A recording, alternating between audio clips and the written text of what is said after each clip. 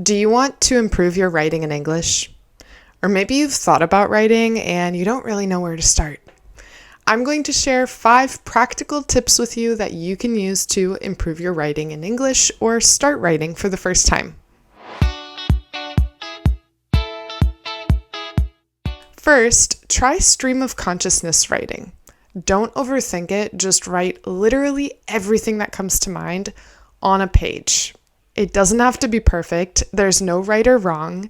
The idea is to unblock whatever you have there and kind of get your ideas flowing. For example, I woke up in the morning and made coffee.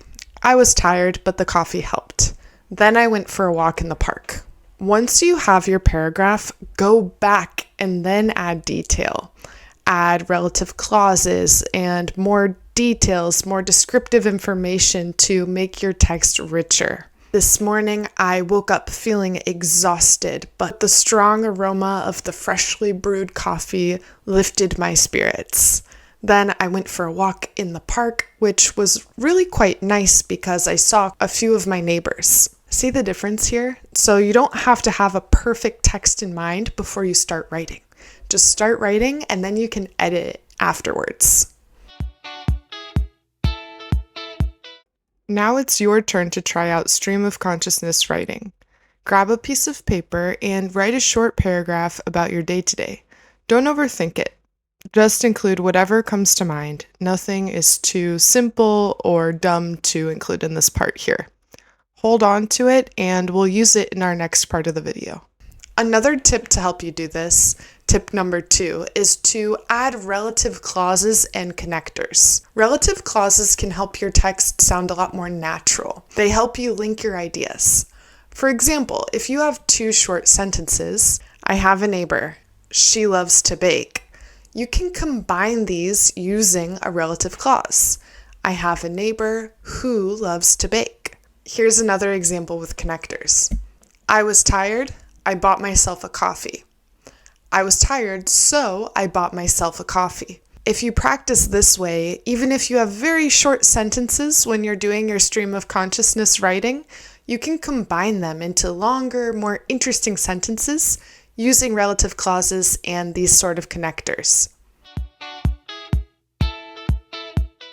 Now it's your turn, so using your text from before, find people, places, and things to expand on with relative clauses. For example, if you said park, girl, house, CD, or neighbor, you can add a relative clause after to describe it more using where, who, which, that, or whose. This is a good hack for adding more detail. Also, you can add some connectors. You can add connectors of contrast, addition, result, purpose, time, condition, emphasis. There are a lot of types of connectors, like despite, so that, while, as soon as, etc. You can either connect words that you already have in your text, or you can add more details using a connector. Pause here to add more connectors and clauses to your text from before. My third tip is to copy the prose. This is something that I did when I was learning how to write in Spanish. I took a creative writing course, and something that we did in this course was read a text from a famous author or poet and then write about something very similar, copying the style of this author. For example, in this line, he sat in the boat and watched the sun go down. You can mimic the structure here, but play around with it with your own ideas. She sat by the window and watched the rain fall. Try doing this with several different authors. It really will help you stretch your creativity and realize structures that you don't normally use. Now it's your turn, so pause the video to read through this text, which is in the book Norwegian Wood by Haruki Murakami. You can imitate some of the phrases that are used here, like I made no special effort to, and add your own idea. You can incorporate any words that you like or even entire sentence structures. If you feel weird about copying someone else's work, no worries, this is really just for you, and the more you do it with different authors, you will find your own voice. My fourth tip is to use a thesaurus after writing your text. So after you write, look back. What are the words that you repeat all the time? Look them up in a thesaurus. For example, if you always say the food was good or the food was delicious, you can find other alternatives. Maybe the food was mouth-watering or the food was exceptional.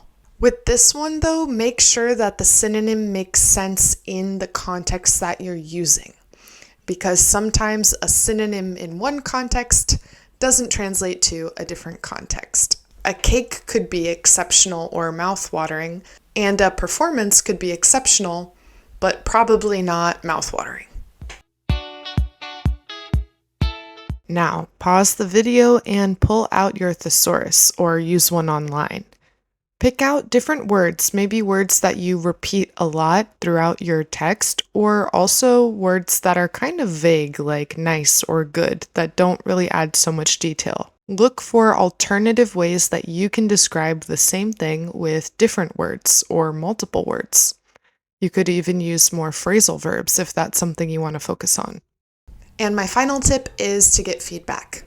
If you have an English teacher, that's great, or another person that's a native speaker or a writer that you can trust.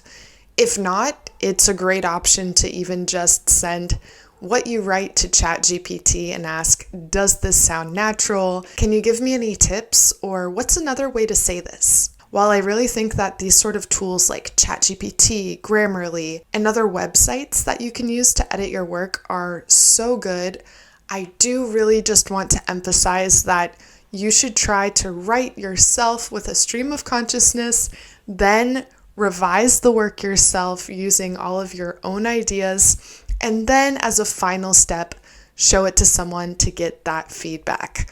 Because all of the important cognitive processes of you thinking of the right words, you thinking of English, are going to really develop over time if you give yourself the chance to do that and really use ChatGPT or a friend as a final step just to get that final feedback. Now it's time to review your work and get feedback. You can do this with another human or with ChatGPT. Remember that you can get creative with the questions you ask, like, is this well worded? How can I make this sound more natural? Or if you were an editor reading my short story, what feedback would you give me? Try these tips, write about your day, something really basic about your routine, go through these 5 steps, and tell me in the comments what worked best for you.